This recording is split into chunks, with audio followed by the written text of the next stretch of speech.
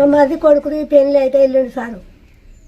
పెళ్లి కాడికి పోయి అంటే తాగిన వారని అడిగితే తాగలే సార్ అని అన్నాడట. అన్నవల్ల మా కోడలు ఫోన్ చేసింది. ఫోన్ చేస్తే ఫోన్ ఎవరితో మాట్లాడుతున్నారు అని సరిగా నిలదీసి ముగ్గురు పోలీసు వాళ్ళు ఏసైని 2 కానిస్టేబుళ్ళు ఎట్లా పడితే అట్లా కొట్టిరు సార్. కొడితే కూడా మేము తట్టుకోమని మా కొడుకు ఆ దెబ్బలు మాకు చెప్పలేదు సారు. మాకు చెప్పక పట్టుకనే నాకు గిడ నొత్తం రమ్మని అప్పటికప్పుడే ఉదరాలకు హాస్పిటల్ వెళ్ళి సారు.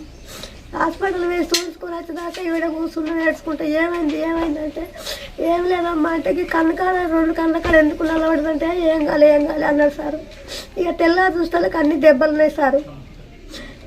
ఆయన ఒక్కడు కష్టం చేస్తారు, మేము బతికటోళ్ళం సార్. 2 పిల్లలు, భార్య, మేము తల్లిదండ్రులు అన్నాళ్ళగా నా కొడుకును చేతికి దొరకకుండా పని చేయకుండా చేసిండు సారు. మా కొడుకును ఒక్క సిటికి వేయకుండా మేము కైకిలు చేసి సాదుకున్నాం సారు. నా కొడుకు పేరుని ఒక్క సిటికి వేయాలి మేము వాడు పుట్టిన కాంచేది ఆ దెబ్బ